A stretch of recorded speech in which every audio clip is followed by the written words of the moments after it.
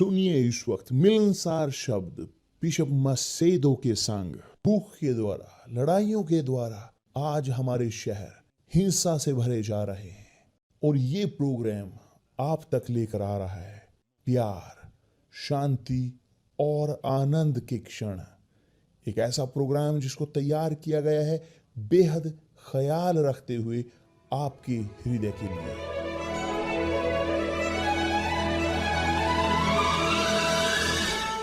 और अब आपके साथ मिलनसार शब्द बिशप मसेदो के।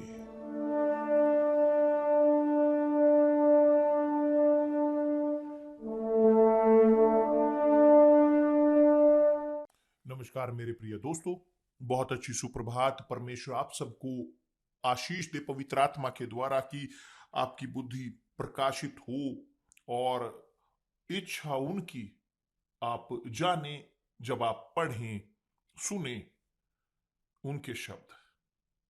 मैं विनती करता हूं कि पवित्र आत्मा प्रभु यीशु के नाम से आए, प्रकाशित करे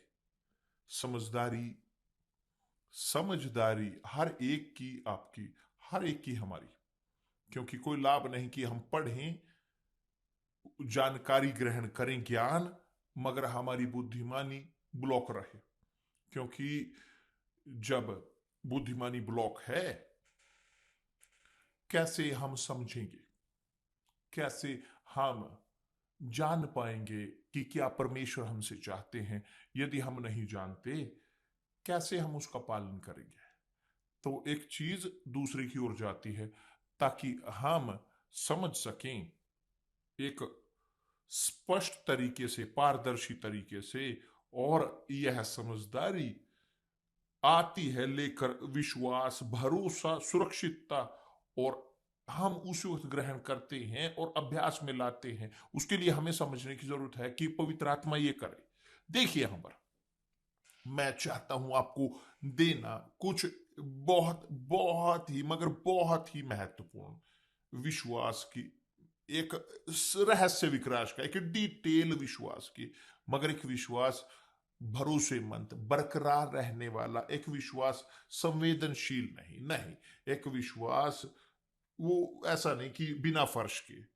प्रभु यीशु हमें सिखाते हैं प्रार्थना करना, कि ना केवल प्रार्थना, मगर इससे पहले हम प्रार्थना करें, वो सिखाते हैं कि कैसे हमें वह करने की जरूरत है। उन्होंने कहा इस प्रकार कि तू जब प्रार्थना करे तो अपनी कोठरी में जा और द्वार बंद करके अपने पिता से जो गुप्त में है प्रार्थना कर, तब तेरा पिता जो गुप्त में देखता है तुझे प्रतिफल देगा। तो कि दूसरे शब्दों में कि प्रार्थना जो हम कर सकते हैं इस प्रकार स्पष्ट, पारदर्शी तौर पर, एक सिंसियर ऑब्जेक्टिव, कि यदि हम इस मुक्ति के साथ ना हो, उनकी मौजूदगी में प्रवेश करने की, मगर उसकी मौजूदगी में प्रवेश करने के लिए हमें अपने मन, विचार फोकस करने की जरूरत है, उनके वादों पर, उनके शब्दों पर। हमारा हृदय, हमारी आत्मा वह होने की जरूरत है समर्पित 100%। और हमारा शरीर प्रसन्न होगा, मगर आज्ञा का पालन होने की जरूरत है। उसे खोजने की जरूरत है कि गुप्त स्थान, एक कोठरी, कोई भी, चाहे कुछ भी हो, चाहे वह बाथरूम क्यों ना हो, चाहे सार्वजनिक बाथरूम क्यों ना हो, मायने नहीं रखता, मगर मायने रखता है कि एक ऐसा प्राइवेट जगह, प्राइवेट आप और परमेश्वर और आप।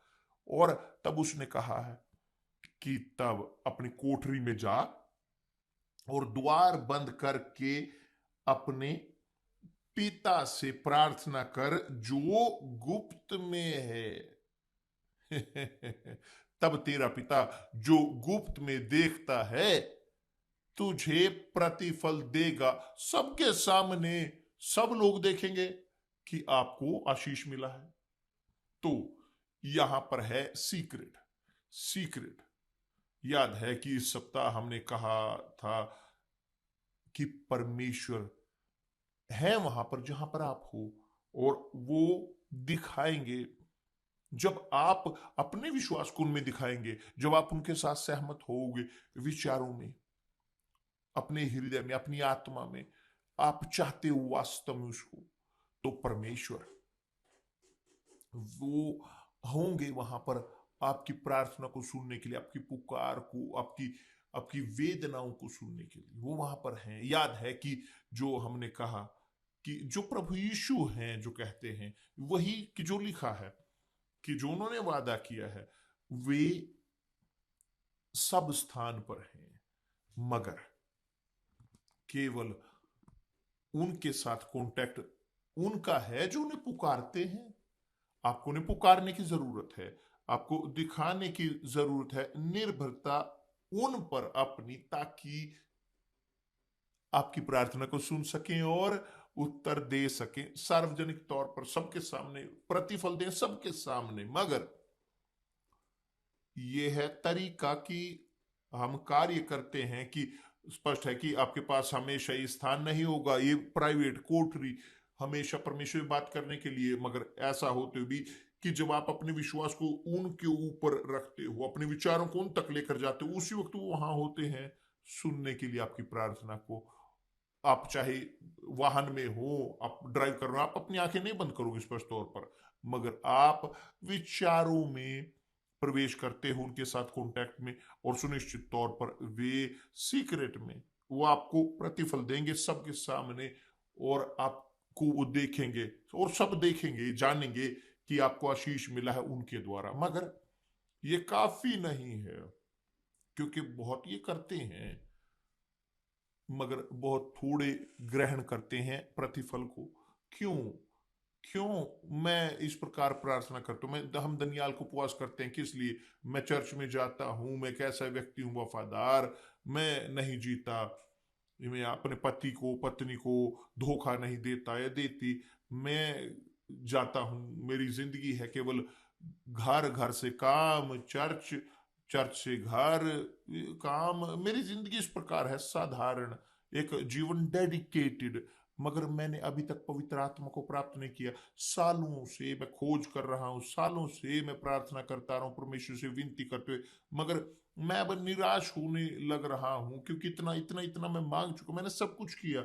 यह है कि जो बहुत सारे लोग बोलते हैं, हाँ मैंने सब कुछ किया मगर कुछ नहीं मिला, मुझे बताएं कि कैसे मैं प्राप्त करूं। यही है जो मैं चाहता हूं, पवित्र आत्मा प्राप्त करना। मैं अपने पूरे हृदय से कर चुका हूं, मगर अभी तक ग्रहण नहीं की पवित्र आत्मा। क्यों? क्यों ये, क्यों वो, क्यों वैसे दूसरा? तब है यहां प्रवेश करता है एक प्रश्न कि जो आपको जानने की जरूरत है। आप जानते हो कि प्रभु यीशु ने कहा है, यदि तुम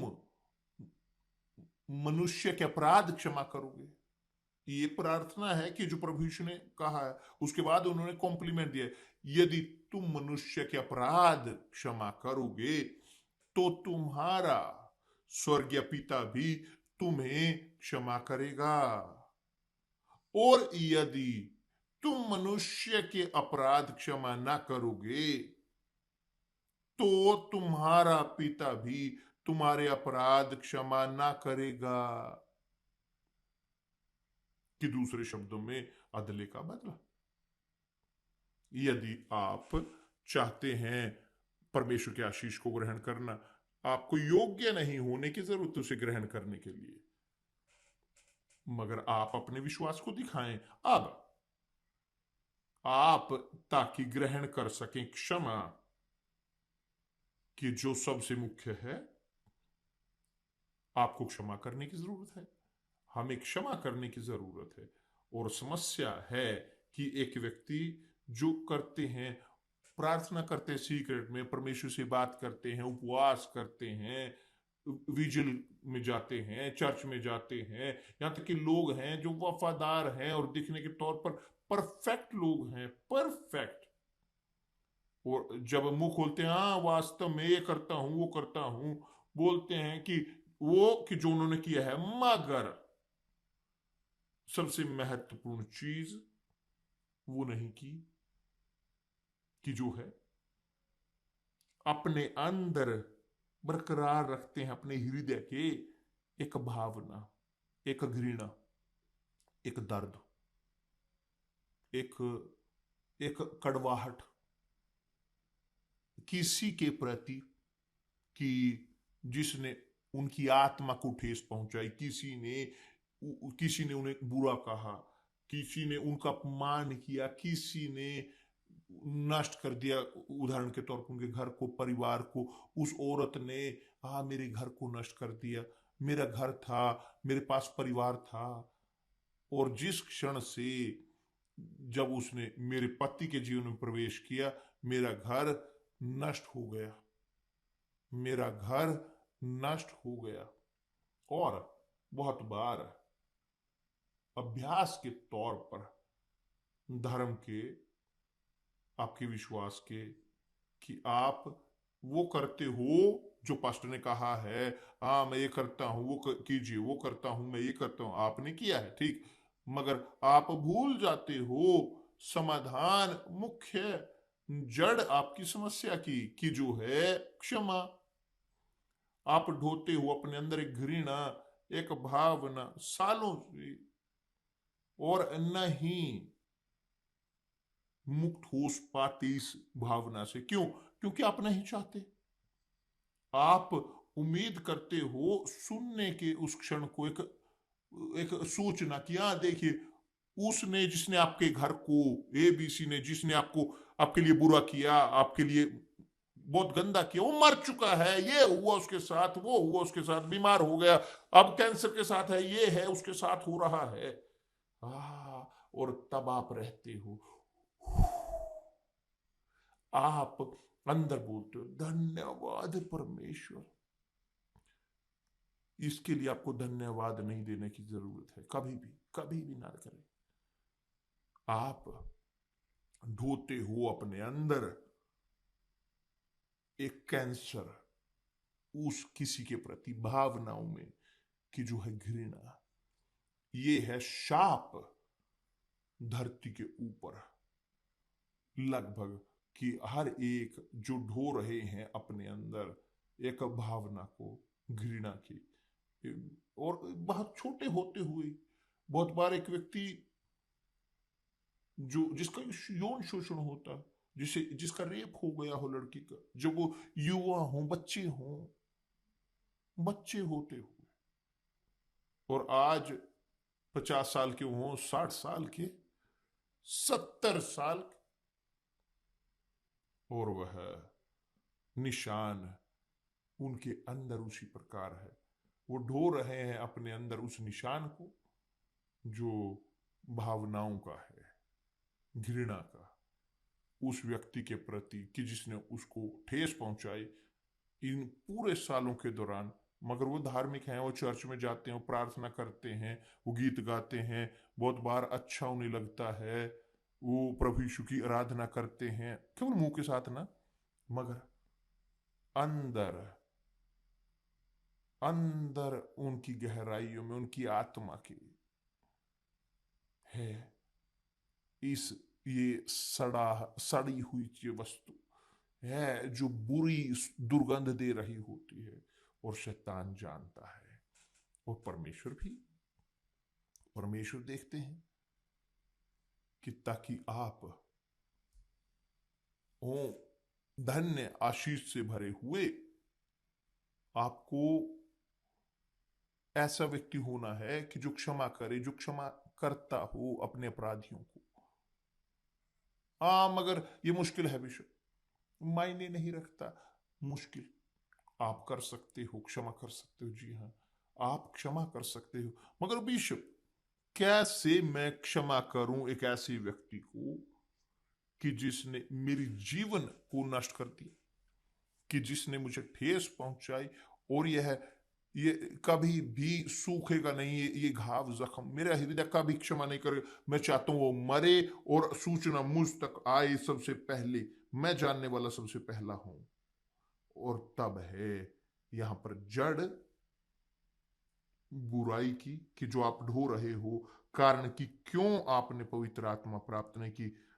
हाँ, मैं 30 साल से चर्च में हूं, मेरी जिंदगी नहीं बदली और ना ही बदलेगी जब तक आप इस भावना के साथ रहोगे। ये जो आपके अंदर है, यही जो प्रभु यीशु ने कहा है, यदि तुम मनुष्य के अपराध क्षमा करोगे तो तुम्हारा स्वर्गीय पिता भी तुम्हें क्षमा करेगा।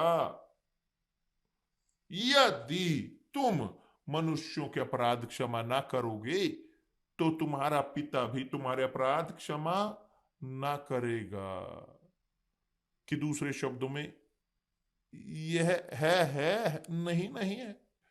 तो कैसे आप ग्रहण कर सकते हो क्षमा की आत्मा, कि जो है पवित्र आत्मा, जो है शांति की आत्मा, यदि आपके अंदर है घृणा, आप ढो रहे हो अपने अंदर कड़वाहट, कोई नहीं जानता, केवल आप और परमेश्वर और शैतान भी, क्योंकि शैतान भी देखता है स्पष्ट तौर पर आपका हृदय, गंदा हृदय। तो मेरे प्रिय दोस्त, मैं ये बोलता हूं क्योंकि मैं जानता हूं क्या मुश्किल है। मैंने इन परिस्थितियों का सामना किया है, मैंने सामना किया इन परिस्थितियों का। हम वास्तव में रहते हैं इस प्रकार कड़वाहट में।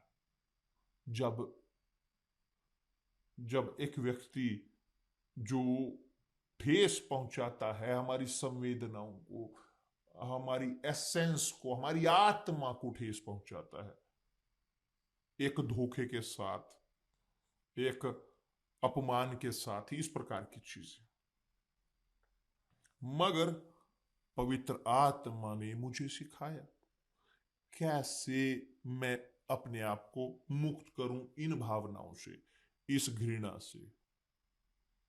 और मैं था लोगों के लिए प्रार्थना करते हुए, मैं प्रीच कर रहा था परमेश्वर के शब्दों को।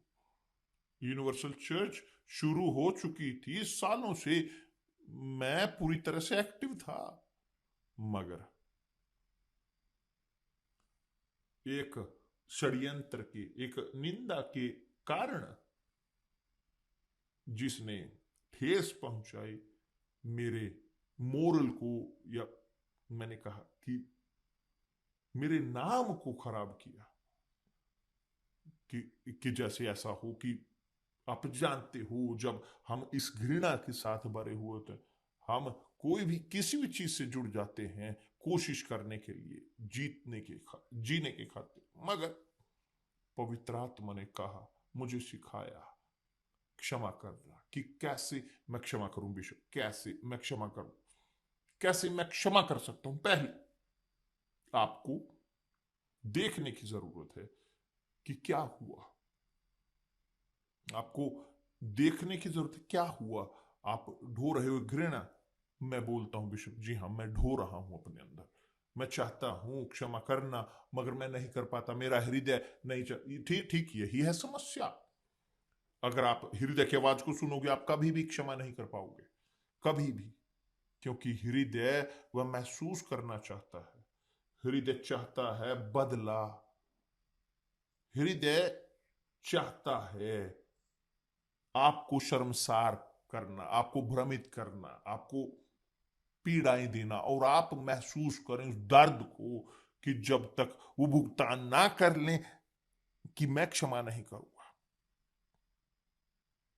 यही यही है अगली पुस्तक की, 1 साल के समय में आएगी अगली पुस्तक कि बदले का आनंद। मेरे प्रिय दोस्त, मुझे आपको चीज बताने दें, पवित्र आत्मा ने मुझे सिखाया क्षमा करना मेरे दिमाग में, क्योंकि मेरे हृदय में कंट्रोल नहीं है, मेरे हृदय के ऊपर मेरे पास है नया हृदय, धन्यवाद परमेश्वर, मगर मेरे पास उसका कंट्रोल नहीं। मैं नहीं अपनी भावनाओं को कंट्रोल करते, ना ही आप। कौन है कि जो अपनी खुद की भावनाओं को कंट्रोल कर सकता है? कोई नहीं। कौन है जो आपके हृदय को कंट्रोल कर सकता है? क्या यही केस नहीं है बहुत सारे लोगों का, कि वो जो चाहते हैं लोगों से प्रेम प्राप्त करना, ग्रहण करना, और वे तुच्छ जाने जाते हैं कि जब दूसरे जो तुच्छ जानते हैं उन्हें उनसे वो प्रेम करते हैं। यहाँ तक एक गाना भी है इसका कि जिससे मैं प्रेम करता हूँ, जिससे मैं प्रेम करता हूँ वो मुझे नहीं चाहते, और जो मुझे चाहते हैं उन्हें मैं दूर कर देता हूँ। कि यही नहीं देखते आ रहे लोग, क्योंकि हृदय के ऊपर कंट्रोल नहीं है लोगों का। हृदय उस पर कंट्रोल नहीं होता, इसलिए परमेश्वर हमारे हृदय को चाहते हैं, क्योंकि हृदय वेदी के ऊपर वो अधीन रहता है, आज्ञाकारी रहता है परमेश्वर की आत्मा की आवाज के प्रति। तो हृदय में, हृदय को भूल जाए, वहां पर मैं नहीं सोचूंगा। पवित्र आत्मा ने मुझे सिखाया कि मैं कान नहीं दूंगा मेरे हृदय की आवाज को, मैं दूंगा कान मेरे दिमाग की आवाज को, मेरी समझदारी को, मेरी तर्क शक्ति को। मैं सोचूंगा, मैं कहूंगा नहीं, मेरे दिमाग में मेरे परमेश्वर प्रभु आप जानते हो, मैं नहीं कंट्रोल कर सकता मेरे हृदय को, मैं अपने हृदय को नहीं वो कर सकता कि उसके लिए बुरा करें या क्षमा करें। मैं हृदय में नहीं, मगर हृदय में नहीं, मगर दिमाग में मैं कर सकता हूं, क्योंकि मैं चाहता हूं क्षमा करना।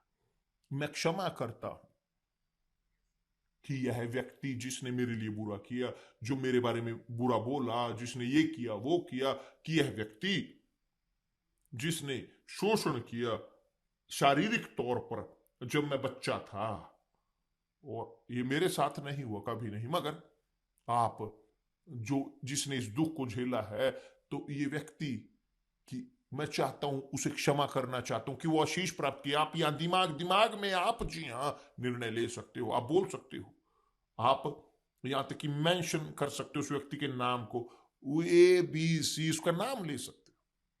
उसने मेरे लिए बुरा किया, मगर मैं चाहता हूं, मैं निर्णय लेता हूं मेरे दिमाग में क्षमा करना इस व्यक्ति को, और मैं आपको मांगता हूं कि प्रभु आप उसके जीवन को आशीष दें, जैसे मैं मांगता हूं अपने लिए मुझे आशीष दें, उसे भी आशीष दें। यहां तक कि जब आप बोल रहे हो परमेश्वर के साथ इस प्रकार, हृदय चीख रहा हो, नहीं मैं नहीं क्षमा करता, मैं घृणा करता हूं, घृणा, और शायद आप बोल रहे हो परमेश्वर के साथ इस व्यक्ति के लिए कि जिसके प्रति आपके अंदर घृणा है, आप रोए, शायद आप के पास उसका नाम बोलने में तकलीफ हो रही हो, मगर जब आप बोलते हो उसके नाम को, उसके लिए प्रार्थना करते हो, आप देखोगे पवित्र आत्मा उतरते हुए और दूर करेगी वो आत्मा इस हृदय की आवाज को, बीमार, और आपको देगी एक नई आत्मा, एक नया मन।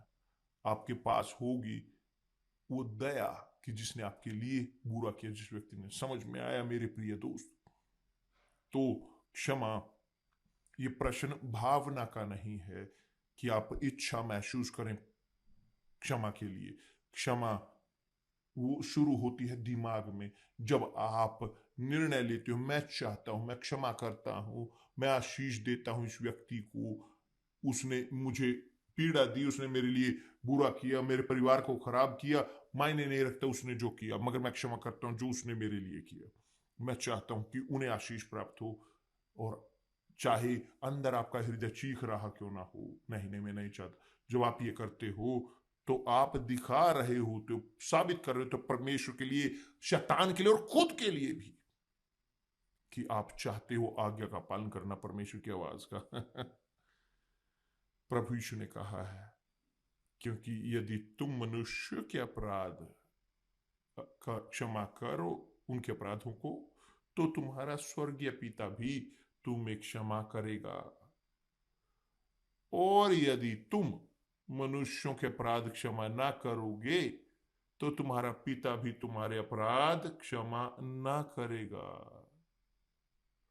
और देखिए मेरे प्रिय दोस्त, जब प्रभु यीशु कहते हैं क्षमा के बारे में, सिखाते हैं हमें क्षमा करने के बारे में, वो मांगते नहीं, वो मांग नहीं रहे कि हम महसूस करें इच्छा, वो नहीं बोल रहे इस प्रकार, वो नहीं जानना चाहते कि हम कर सकते हैं नहीं कर सकते हैं, वो आदेश देते हैं, और वो कुछ भी आदेश नहीं देते कि जो हम नहीं कर सकते। आपने सोचा है कि यदि यहाँ पर ये प्रभु यीशु सिखा रहे हैं हम इस प्रकार प्रार्थना करें, एक चीज जो हम नहीं कर सकते, नहीं हम कर सकते हैं, क्योंकि प्रार्थना एक प्रश्न है, बोलना परमेश्वर के साथ, और यहां जो दिमाग में है ना कि हृदय में, क्योंकि हृदय भरा हुआ है घृणा के साथ। मेरे परमेश्वर, मेरे हृदय घृणा से भरा हुआ, मेरे दिमाग में मैं उपलब्ध हूं क्षमा करने के लिए। इस व्यक्ति को आशीष दें, उसके जीवन को, उस पर दया करें, क्योंकि जैसे उसने मुझे पीड़ा दी, कि जैसे मैं उस पीड़ा का शिकार हुआ, वो शायद किसी और का शिकार हो। और इसी प्रकार है मानवता, एक दूसरे को पीड़ा देते हुए मजबूत पीड़ा देता है कमजोर को, मगर कि वे जो कमजोर हैं अंदर से, दिमाग में आप मजबूत हो सकते हो और निर्णय लें क्षमा करने का।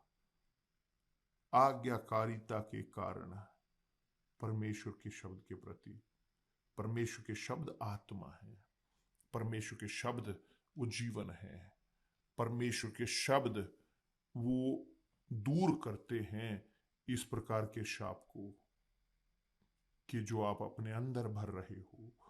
और ये रविवार हम कार्य करेंगे, हम सब एक विश्वास, एक आत्मा में, एक मन के साथ, ताकि लोग कि जो ढो रहे हैं इस बुराई को अपने अंदर, वे रख सकें एक पत्थर जो कहलाता है सेला। सेला एक पत्थर कि जो दूर नहीं किया जा सकता, नहीं उसे दूर किया जा सकता, वो बहुत बड़ा और भारी है।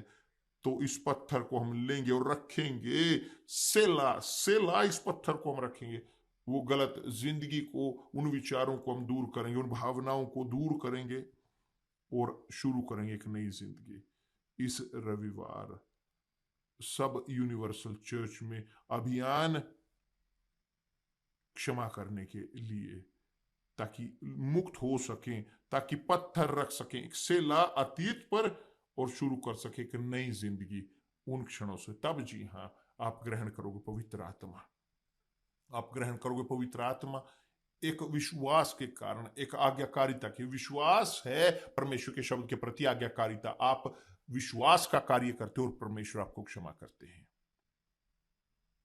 कल हम इसके बारे में और अधिक बात करेंगे, क्योंकि यदि किसी कारणवश आपको समझ नहीं आया यह संदेश, कौन जानता है कि शायद कल आपको समझ में आए। कि परमेश्वर आप सबको आशीष दे, और कल मिलते हैं प्रभु यीशु मसीह के नाम से। आमीन। धन्यवाद परमेश्वर।